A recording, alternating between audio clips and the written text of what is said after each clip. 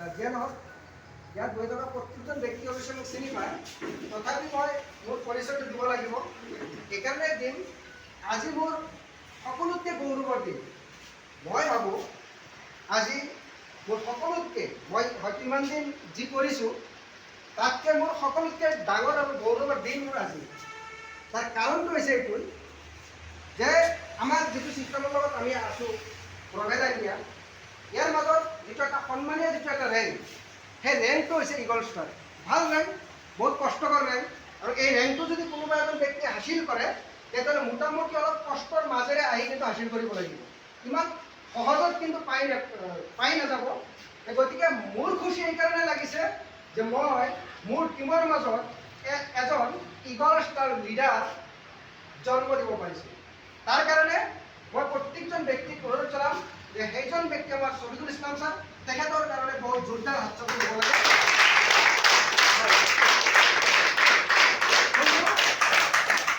নাম তাইজুল ইছলাম। এই ইণ্ডাষ্ট্ৰীৰ লগত আজি প্ৰায় মই 4.5 বছৰ ধৰি শিকাৰ কাৰণে চেষ্টা কৰি আছোঁ, শিকি আছোঁ। আৰু এই 4 বছৰৰ ভিতৰত 4.5 বছৰৰ ভিতৰত মই যিখিনি শিকাৰ কাৰণে চেষ্টা কৰিছোঁ আৰু যিখিনি মই শিকিলোঁ, মই এটা বস্তুই বুজি পাইছোঁ যে জীৱনত যদি বহুত ডাঙৰ কিবা এটা সপোন বাস্তৱত যদি ৰূপ দিব লগা হয় তেতিয়াহ'লে আমাৰ পিছফালে নেটৱৰ্কৰ প্ৰয়োজন আছে। কথাটো কি কৈছোঁ যে জীৱনত যদি মানুহে ভাল সফল ব্যক্তি যদি হ'ব বিচাৰে আৰু সপোন যদি বাস্তৱত যদি ৰূপ দিব যদি বিচাৰে তেতিয়াহ'লে আমাৰ পিছত নেটৱৰ্কৰ প্ৰয়োজন আছে। আৰু ইয়াৰ আগতে আমি যিটো ছিষ্টেমৰ লগত আছিলোঁ সেইটো ছিষ্টেমটো হৈছে বৰ্তমান আমি যিটো ছিষ্টেমৰ লগত আছোঁ এই ছিষ্টেমতকৈ ডেঞ্জাৰ এটা ছিষ্টেম।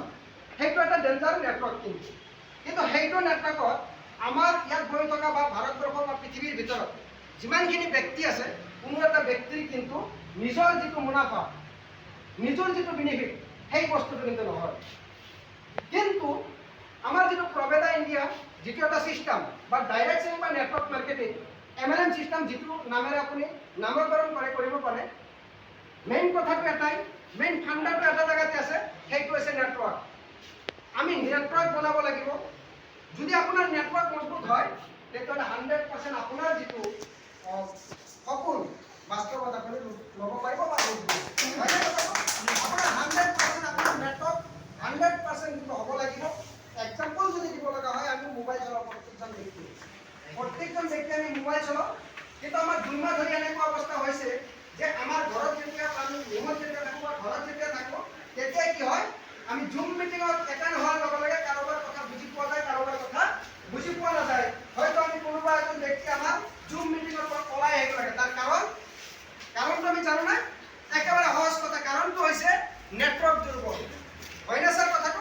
যদি জীৱনৰ নেটৱৰ্ক যদি কাৰোবাৰ দুৰ্বল থাকে, জীৱনৰ নেটৱৰ্ক যদি কাৰোবাৰ দুৰ্বল যদি থাকে, তেতিয়া মই আপোনালোকক ক'ব বিচাৰিম যে আপোনাৰ নেটৱৰ্ক যিটো আছে সেই নেটৱৰ্কটো আপুনি মজবুত কৰাৰ কাৰণে চেষ্টা কৰক। নহ'লে ঠিক তেনেকুৱাকৈ মোক বা আপোনাক যেনেকৈ জুমৰ পৰা নেটৱৰ্কৰ কাৰণে ওলাই দিয়ে, ঠিক আপোনাক মোক কিন্তু এইটো সমাজে আমাক কিন্তু ওলাই দিব। বিশ্বাস হয়তো আজি আনিবলা সময় কিন্তু আপোনাৰ কাৰণে বা মোৰ কাৰণে বা আমাৰ কাৰণে মানুহৰ কাৰণে বহুত কঠিন হ'ব। এক্সাম্পল যদি দিব লগা হয় তেতিয়াহ'লে আমি 3 বছৰ বা 5 বছৰ আগত আগুৱাই যাব লাগিব। আজিৰ পৰা 3 বছৰ বা 5 বছৰ আগত যেতিয়া আমি খেতিৰ কাম যিসকল ব্যক্তিয়ে কৰে, খেতিৰ কাম যিসকল ব্যক্তিয়ে কৰে, এইসকল ব্যক্তি আজিৰ পৰা 5 বছৰ আগত বা 3 বছৰ আগত ধুনীয়াকৈ খেতি কৰিব পাৰিছিল। পানীৰ প্ৰভাৱ পৰা নাছিল, বৰষুণ আছিলে। লাহে লাহে যোৱা বছৰ অলপ কঠিন হৈছিল। এইবাৰ আপোনালোকে একবাৰ ভাবি ভালদৰে চিন্তা কৰি চাওক, যিটো আমাৰ খেতিৰ অৱস্থা হৈছে, বৰষুণ কিন্তু নাই, খেতি কিন্তু লগাব পৰা নাই, নিবনুৱাটো আছে। নিবনুৱা ভাৰতবৰ্ষৰ ভিতৰত ক'ব লগা হ'লে হিচাপ কৰি আপুনি ওলাব নোৱাৰি, ইমান নিবনুৱা আছে। তাৰপিছত যদি খেতিয়কৰ অৱস্থা যদি হয় তেতিয়াহ'লে আমাৰ অৱস্থা কি হ'ব? আমাৰ সময় হাতত আহি পৰিছে, মাত্ৰ আমি সময়টো বুজি পাব লাগে। আৰু আমাৰ সন্মুখত বহুত